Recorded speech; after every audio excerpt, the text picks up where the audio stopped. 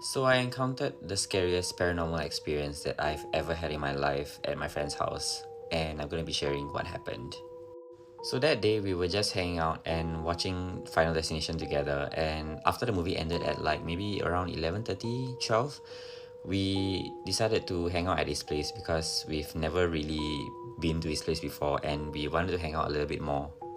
So we reached his place at around 1 a.m. And for context, my other friend, Durga, she can also feel the same things as I do. And in fact, she's a little bit more sensitive than I am. So yeah, whenever I experience anything, I look at her to confirm that we both are experiencing the same things. So when we were at the doorstep, I kind of felt like this house felt a little bit dark energetically. But at first it really didn't bother me at all. So for context, this is the layout of the house, okay? The main door is here. This is my friend's room, Nick, and then this is the sister's room. The living room is here and the kitchen is here. So all of us went in, put our stuff at Nick's room, and then we went to the kitchen to wash our legs and hands and whatever. So Nick told us that his two sisters and mom were overseas, and the only ones home were his dad, him, and the helper. And the only ones awake is just us. So once Durga and I were done washing our feet at the kitchen toilet and whatever, Nick got us a cup of water and we took it and then we walked back to his room. So here's the thing, the sister's room is open and it was pitch black, it was dark, but like the window was open so you can see light coming from outside, but that's about it. So initially when we walked past the room, there wasn't anything, it was just the lights coming in from outside and that's it. But as we were going back with a cup of water and I walked past it, suddenly, oh my god, my goosebumps are coming back. It's fucking scary. I was walking in front of Durga. Durga was right behind me. And as I was walking past the sister's room, at the corner of my eye, I straight up saw this. I saw this figure standing by the window. I can see the shadow. It looks exactly like this. Like imagine that. Yeah, it looks exactly like that. So in front of Nick's room, I was like, hold up. I wanted to see what is back there. So I know it's crazy of me, but I told Durga like, back up. I want to see if I really saw what I saw. But Durga refused to move. Durga was like, no, go in right now. So I was like, okay, we go in. We just went into Nick's room and then Nick came in and then closed the door. So once Nick closed the door, I just looked at Durga and then Durga looked at me and I was like, did you see what I saw? And she was like, yes, and that's why I told you to get in the room. So I know Nick has a helper, so I asked him what her nationality is. And the thing is, I was expecting him to say Indonesian because if she was Indonesian, I would understand that that's actually like the guardian spirit that she brought over from home to protect her. But when Nick said that she's not Indonesian and she's actually Filipino, I was just there like, okay, that's something else. Okay, this is getting a little bit long, so I'll continue in part 2 and I promise you that it's scarier than this and it's gonna be posted right after this. I just saw somebody share their scary, spooky stories, and I now want to share mine. So I'm going to make this quick. It might be long, but stay tuned. Okay, so this was 2007, 2008 in Lahaina. I was living in Kahana specifically, which is like a deeper in Lahaina on the west side. I am with my sister. We lived in an insanely big house that we had no business living in because we were on welfare. It was a really, really big house and it was really spooky already because it was just so empty with empty rooms. We lived on Lower Honopililani Road and we lived across from Kahana Sands. So there's this little road that goes up and there's like, 3-4 houses on there at the time. And ours was one of those 4 houses. No one really goes up in there. It's kind of private. Anyway, this was after dinner. I just finished eating dinner with my sister. We were home alone. I was the ripe old age of 12. Where was my dad? I don't know. But it's 8 o'clock-ish at night. My sister's sitting on the couch watching TV. I'm putting the dishes away. Okay. All of a sudden, flash, like a huge flash, not just like from a camera. I stopped what I'm doing. I told my sister, I'm like, why are you taking pictures of me? She's like, she turns around. She's like, what are you talking about? I'm like, I just saw the flash. You just took a picture of me. She's like, no, I didn't. 2007, 2008. None of us had a phone. Okay. We were young. We never had a phone. Where did that come from? Then it happens again. Like, I'm like, what And me and my sister are looking at each other, and I'm like, holy shit, someone's like watching us right now. Like I said before, we was living on a street, okay, like a private street. Nobody was walking up and down it. Like, we're not used to seeing people outside. So it was like, why would someone be taking photos of us? No one ever is up here. I'm so scared. I'm about to pick up the house phone to call 911. And right when I was about to do that, the lights shut all off except for the TV, because my sister's watching TV. The lights are off. Okay, me and my sister are looking at each other like, what is going on? And of course, in my mind, I'm like, we are getting robbed at this moment. I was like, I knew something was off, but I was like, it didn't occur in my mind that it would be like a spooky thing. I just was like, shit, I'm about to get robbed. I had to, like, there was a machete. I was gonna go grab the machete. And all of a sudden, I kid you not, a fucking orb comes through the TV, and not like a small little orbs like you see in pictures or paranormal files, like huge orb, like the size of a human being. I forgot to mention that the orb is like neon green, like an orb comes through the fucking TV, and the TV is screeching, like screeching, and me and my sister are freaking out. In a split second, this orb fucking shots through the TV. Me and my sister run upstairs, okay, and we are like so scared out of our minds. In my head, I'm still thinking that we are getting robbed, and I can't get the house phone because it's connected to the wall. So me and my sister are now in our bathroom, which is connecting our two rooms together. Okay, so my back was against my bathroom door to my bedroom, and her back was against her bedroom door bathroom. And we're just standing there thinking like someone was gonna come in. We locked it. We did everything thinking that we were gonna get robbed. But then we sat in the bathroom and we kind of reflected on what just freaking happened. I'm 12. My sister's like 7, 8. Okay, we are children. And my sister was like, did you think that was a ghost? It didn't occur to me till that moment. I was like, oh shit, was that a ghost? And I'm thinking about it now. We're sitting in the tub. The screeching noise lasted like a little bit longer, like when we got into the bedroom. Like, so I was like, oh, the TV's broken or something. I was trying to make it logical, but my sister was like, I swear to God, that was a ghost. And she was sitting on the couch, so she saw it firsthand. And so me and my sister sat in that bathroom till my dad came home. We don't even know what time he came home because I'm pretty sure we fell asleep in the tub. Yeah, until this day, we still talk about that freaking scary, spooky time because we still can't figure out what the hell that was. Like, flash, screech, giant orb. Anyways, if you live in Lahaina or Kahana and you know the exact place that I'm telling you right now, if anyone can tell me if it's like a graveyard or like if our house is in some direct, like, I digress. Anyways, that's my scary spooky story. You guys have a story similar, or if someone can tell me what the just happened to me and my sister back in 2007, please let me know. Should we show them the older homestead? Okay, yeah, let's go. As you know. No, it's not. No, it's not.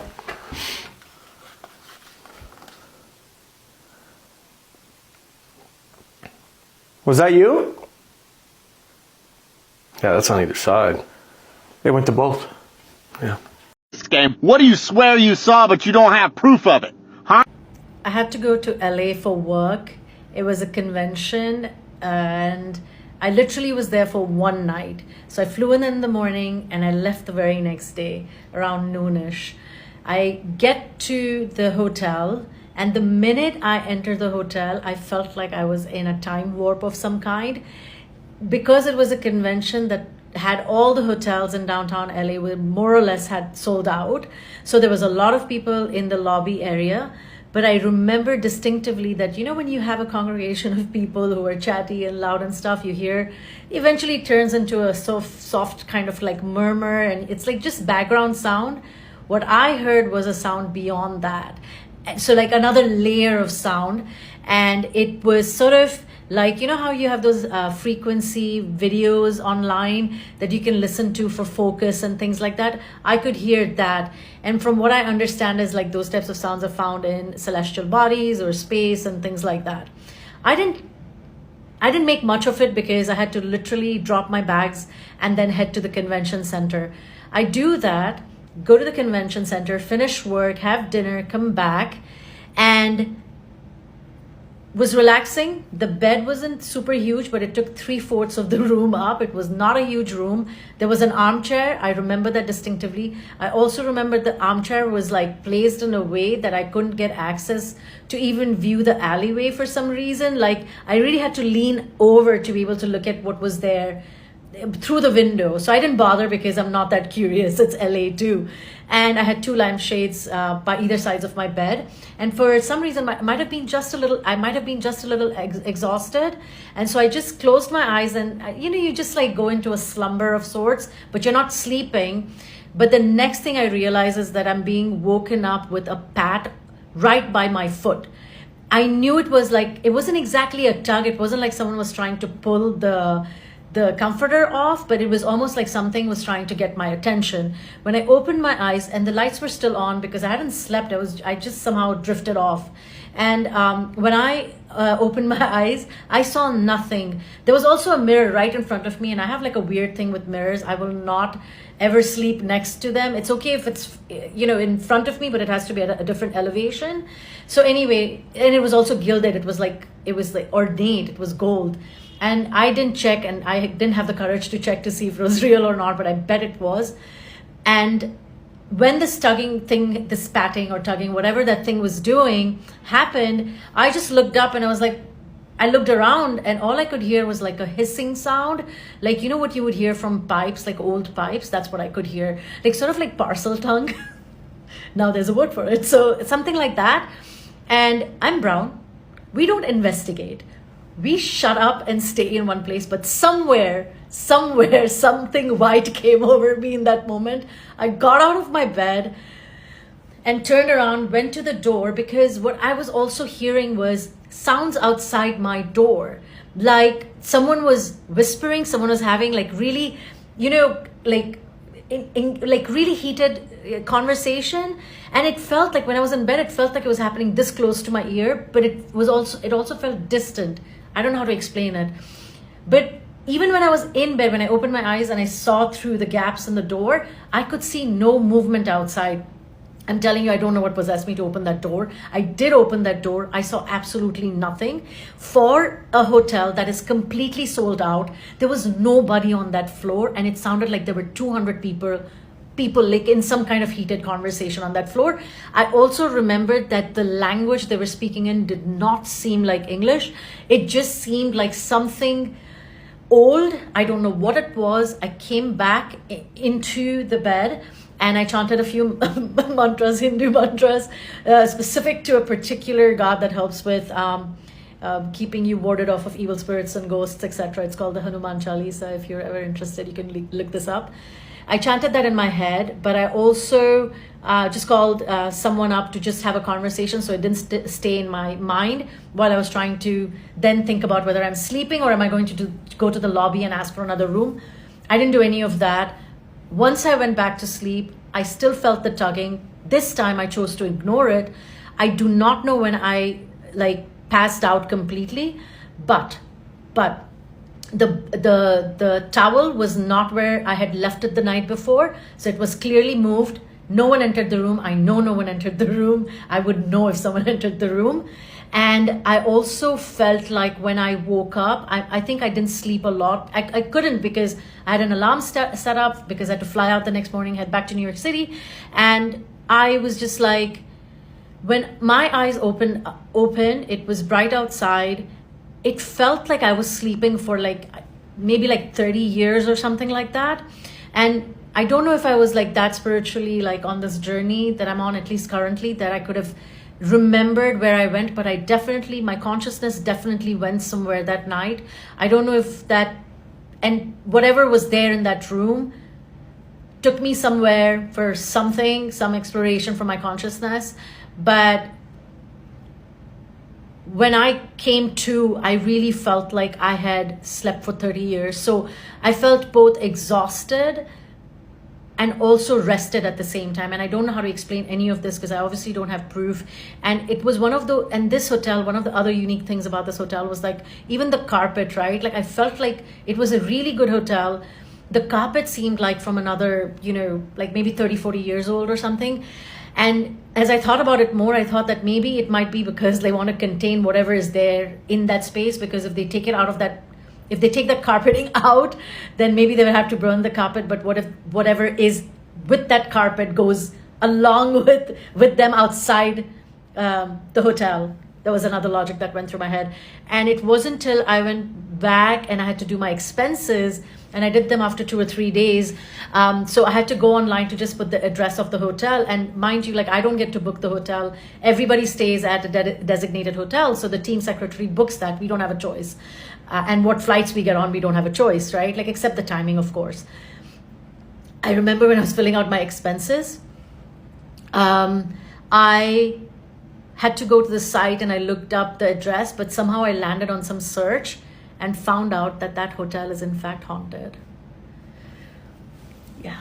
I had something like this happen to me in Belgium. I can share that in a separate one, but the Belgium was crazy because it was mirrors, and yeah, I can share that. And I've had like 1 or 2 NDEs that I reminded myself of when I was stitching this, that these things have happened. But yeah, this was crazy, wild. I cannot prove it, but at least now I know it was haunted. But it was wild to be on that floor and imagine nobody else was on that floor but me, or just people were not aware or were not leaned into certain types of energy. I know I wasn't, like yeah, that was one of the strangest things. And having that towel just move from where I had kept it.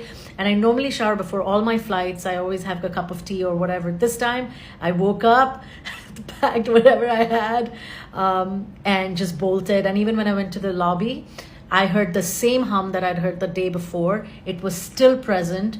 And even when I left from my room, there was nobody on my floor. That's the thing I don't understand. If it's a fully booked out hotel, how did I not run into anybody on that floor? Someone has an explanation for it. I know someone on TikTok knows the stuff. I know I was somewhere totally different, and I feel like it was almost as if like I was in like a glass container of some sort where it looked transparent, but I couldn't see what was outside. It literally felt something like that. What they describe as the veil or something like to that. Yeah, it was crazy. I can't believe I experienced that in of all the places in LA. I can look up the hotel when I stitch this. I'll share which hotel it was as well. I don't know if it's still around, but this was many years ago. Whew. Story time of how I went to New Orleans and experienced the weirdest paranormal activity. Now, I'm aware New Orleans is a portal, and her energy is extremely thick. You either love New Orleans or dislike it.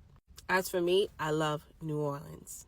Their culture, the people, the food, the history, top tier. Now, I always have love for New Orleans, being that my dad and my mom is Haitian, and it's also said that Haiti and New Orleans are considered sisters, with all their related history, such as the food, the architecture, their spiritual practices, hoodoo, voodoo, the list goes on. Now, back in 2022, me and my husband decided to pay a visit to New Orleans again. Now, mind you, we've been to all the tourist sites, the French Quarter, the Garden District, the Lafayette Cemetery, Bourbon Street, the list goes on. Now, mind you, I haven't experienced too many paranormal or ghost activities as much because I had a spiritual protection around me. But however, on this particular day, while walking on Jackson Square, I had my first encounter. And that was in the St. Louis Cathedral. Yes, the church. So on that particular morning, me and my husband, we were strolling. We decided to say, hey, why not just pay a visit to inside the church? And I heard they had like a gift shop in there, etc. So I decided to take a walk inside. Now, before heading inside, my husband got a phone call, and he just told me he'll meet me inside when he's done. Now, as soon as I stepped a foot in that church, tell me why I was immediately stopped. Not by a person, but by multiple heavy, I don't know if it was spirits or whatever it was, but it was a heavy ass energy in there. Mind you, I was able to move with my eyes. Like, I looked towards my right, I seen a statue. I seen saints and candles lit. And I looked towards my left, and I saw the gift shop there. Now, every second felt more dense and got more heavy. And I was like, okay, what's going on here? Now, I'm a type of person like to feel the energy out and to basically dissect it and see what's going on. Is this energy good or bad? And being that I'm an intuitive person, I could feel, hear, smell, and understand energy quite well. And I was also able to detect that the energy that I was feeling was good and bad. The good side is that was my spiritual team with me. On the negative side, that was the energy that was stuck in that church. I don't know what happened in that church back in the 1800s, 1900s, but something is lingering in there. It was lots of spirits lingering in there. Because as soon as I walked in there, it just felt like all eyes was on me. And not in a good way. It was like, oh shit, she could see me. And everybody, it's like for some reason, everybody was walking around normal. They were shopping. They was going into church. They was going further into church. I couldn't even step a foot inside the church. I couldn't go further. I couldn't get out of the lobby. My feet was not moving at all. I decided to go shift my way in towards the gift shop and trying to move myself, whatever, because it just got more heavier and heavier. I'm trying to make my way out the front door, but I don't know. For some reason, I made my way towards the gift shop. And it was also a part of me wanting to get souvenirs at the beginning. So I think that's another reason why my mind was just shifting my way towards the gift shop. Now, as I'm in there for only a few seconds. My husband walks in and he's looking around for me. I'm trying to wave to him to say, hey, I'm right here. But before he even got a chance to see me, he stopped at that front door. He made this face like, and then he turned around and walked out. That right there was intentional. Okay, yeah, he's feeling what I'm feeling. Now, as I'm in the gift shop, I'm looking around. I see the rosaries and a whole bunch of picture of the saints and stuff like that.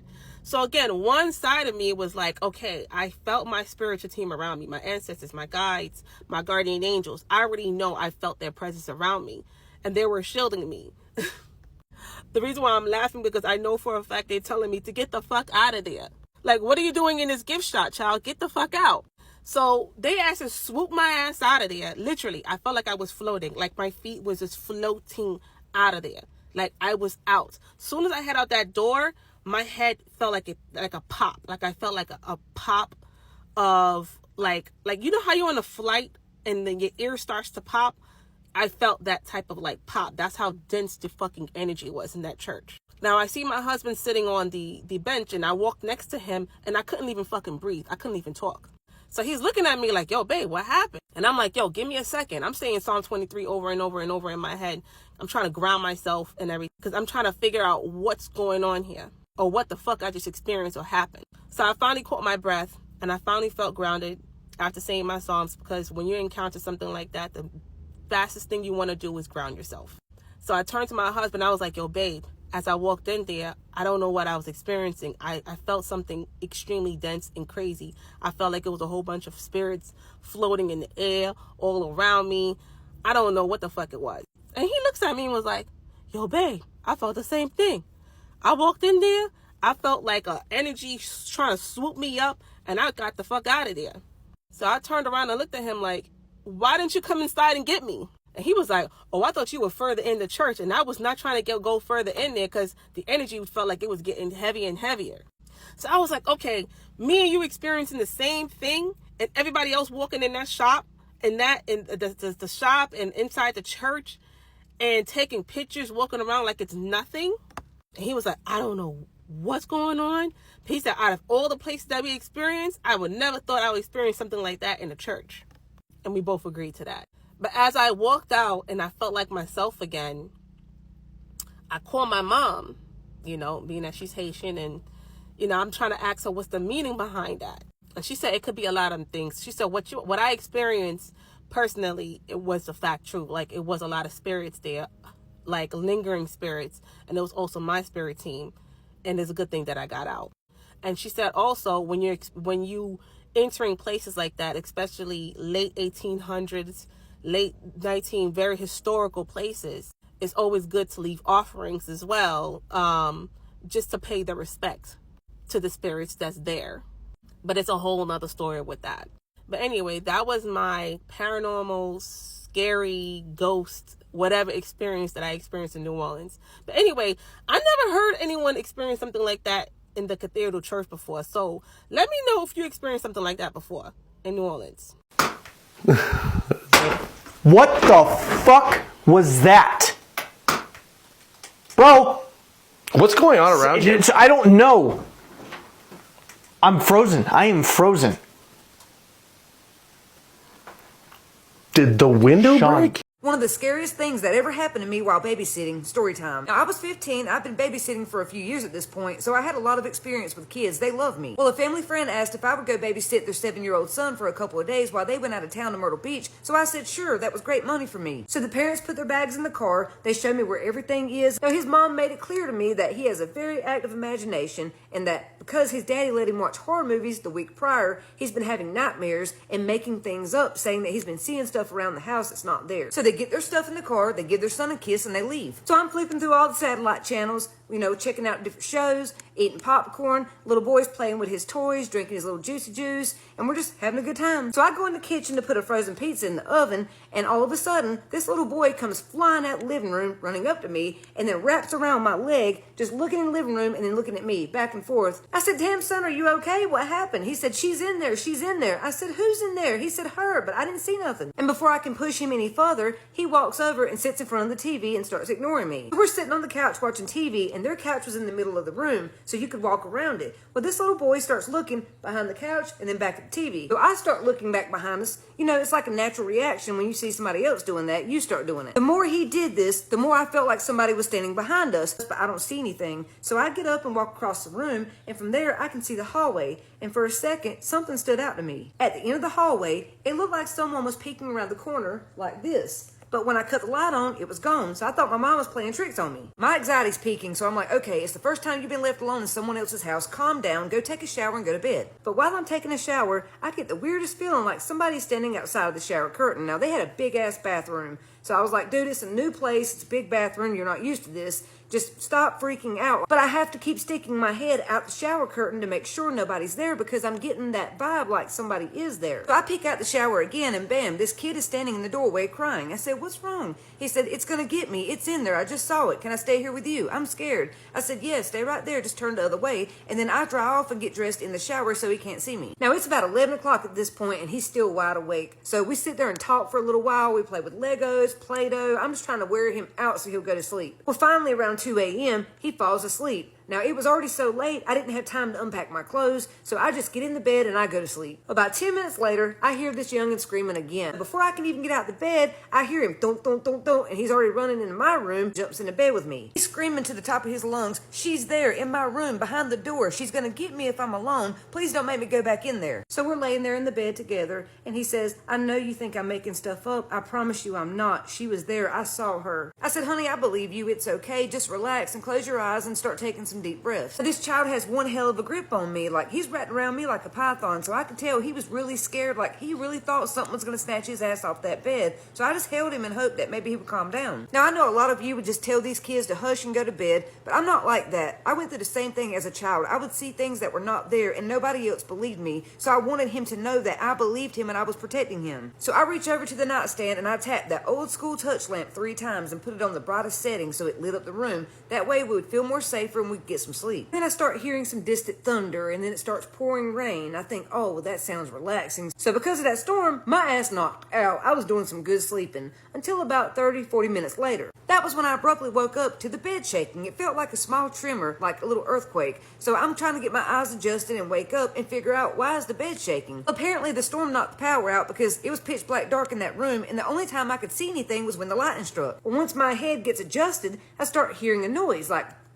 chattering of teeth. I'm laying there trying to figure out what the hell is that noise and what is shaking the bed. And that's when I look over and I see the little boy is sitting up on the other side of the bed with his hands holding the cover. And it's him shaking the bed. He's shaking that hard. And that chattering sound I heard was coming from his teeth. He was sitting here holding the covers with his eyes wide open and going, are you okay? Because I thought he was having a seizure. But when I looked at him, his eyes darted over to mine and I realized He was awake. He was so scared. Like, he couldn't move. He was frozen, shaking and chattering. I'm like, well, if he's not having a seizure, what is wrong with him? And that's when it clicks. He's sitting here staring at the door, so I look at the door. Y'all, let me tell you, in that moment, when that lightning flashed, I damn near shit my pants. It scared me so bad. Have you ever been so scared that your hands and arms and legs start tingling, they damn near go numb? When I looked at that bedroom door, there was someone's head peeking around the door like this, and you could only see their eyes. And when the lightning stopped flashing, I couldn't see anything anymore. It was complete darkness. That was when it really hit me. Holy crap, we're not alone. There's someone else in the house, and they're standing right there. But what really freaked me out was every time the lightning would strike, I could see more of that person's face. Like, it started like this, and then this, and this, and then I could see their actual mouth. This person was smiling ear to ear. I could barely take a breath in. All I could think was, what the hell is that thing? Then, of course, the lightning stopped flashing, so for a few seconds, it was completely dark, and I had that feeling again like someone was watching us and getting closer and closer, and I was starting to panic. And when lightning struck a few seconds later, I could tell they were getting closer because now this motherfucker, person, thing, or whatever, was now at the foot of the bed, peeking over like this, staring at us. At this point, my damn teeth were chattering. All I could hear was between the both of us. So I pulled that little boy up on my lap in my arms as tight as I could because I didn't want whatever it was to try to snatch him out of my arms, and I held him real tight. So now when the lightning flashed, we could see its whole face peeking over the bed, smiling, looking right at us. So that was when fight or flight kicked in for me, and I remember the dad telling me that he'd put a loaded pistol in the nightstand and behind the headboard of this bed, so I start reaching around for it. And for some reason, my gut was telling me, you better keep your eyes on this thing. Every time the lightning strikes, pinpoint where it is with your eyes and don't take your eyes off or it's gonna jump. Reaching, trying to multitask, keep my eyes on it, hold the little boy, and feel around for this pew-pew, and I finally feel it, and I snatch it out of that holster and I hold it up. When the lightning struck, I pointed at this thing. I said, if you take another step, I'm gonna blow you into the next room. Get out and leave now. In that moment, something happened. I don't know what it was, but I could feel me looking into it and it looking into me, and that lightning flashed, and then all of a sudden the power cut back on. And no lie, as soon as the power came on, it was gone. I snatched him up out of the bed, grabbed that pew-pew, and ran to the kitchen and called 911. I stayed on the phone with them, the police came, and then I called the parents. I put the cop on the phone, they're talking, and then they tell the cop that they're not coming back until Sunday. Even though we're telling them we think there's an intruder in the house and their child's here, they don't give a shit. They're not coming home. They think it's our imagination playing tricks on us because the power went out and we're getting freaked out with the storm and everything. So I made it very clear I was not staying in their house another minute, and I was going to take their child back to my family's house, and that's where we would be. And they said, okay, fine, we'll see you on Sunday. So I asked the little boy if that was the first time he saw this thing, and he said no. He'd been seeing it for months, but this was the first time it got that close. Now, I knew he'd have to go back to that house, so the next day, me and my cousin went over and cleansed the entire house, hoping it would help.